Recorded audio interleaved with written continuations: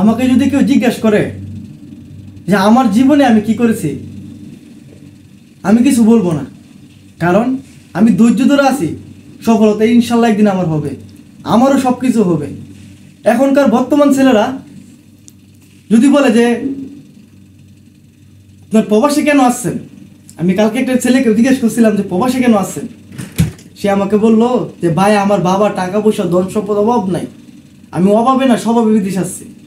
তো আসলে একটা কথা বলতে চাই, প্রবাসী যারা এবং যারা প্রবাসে আসেন, আপনার বাবার কি আছে আপনি সেটা দেখার বিষয় না, আপনি কি করতে পারছেন জীবনে এটা হলো আপনার দেখার বিষয়। আর প্রত্যেকটা মানুষের জীবনে স্বপ্ন থাকে।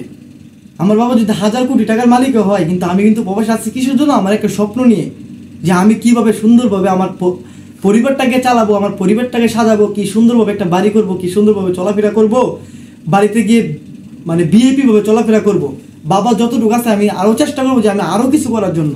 তো প্রত্যেকটা ছেলের স্বপ্ন এরকম থাকে। তারপর আপনার প্রবাস থেকে দেশে যায়, বিয়ে শাদী করে, তখন তার সংসার হয়। যখন একটা ছেলে সংসারে জীবনে পা দেয়, তখন কিন্তু বুঝতে পারে যে সংসার জিনিসটা কত জ্বালা।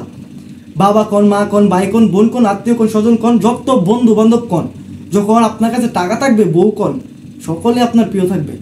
যখন আপনার কাছে টাকা থাকবে না, কেউ আপনাকে ভালোবাসবে না এবং কেউ আপনাকে সম্মান করবে না। আসলে এই দুনিয়ায় সম্মান হলো, সম্মান করে মানুষ শুধু টাকাকে। জীবনে ভালো থাকতে হলে টাকা কামান, ভালো কিছু করতে চাইলে টাকা কামান।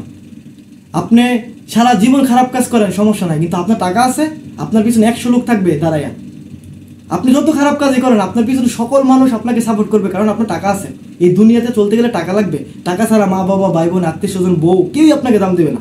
যখন আপনার হাতে টাকা থাকবে, ব্যাংক অ্যাকাউন্ট থাকবে, লাখ লাখ অ্যামাউন্ট থাকবে, তখন আপনাকে সবাই সম্মান করবে। আর এটাই বাস্তব। Money is the power bro. আসলে এই কথাটি বলার উদ্দেশ্য হলো, যখন একটা মানুষ এই সিচুয়েশনে আসে, যখন আপনি একটা মানুষ প্রবাস থেকে বাড়িতে যায় এবং গিয়ে বেকার অবস্থায় ঘুরে, যখন একটা মানুষের যে কোনো একটা দুর্ঘটনার মাধ্যমে বাড়িতে যায়, তখন তার চলার মতো টাকা থাকে না। তখন একটা মানুষ বুঝতে পারে যে জীবনে আমি কী করলাম, তখন সে আবার বিদেশে আসে।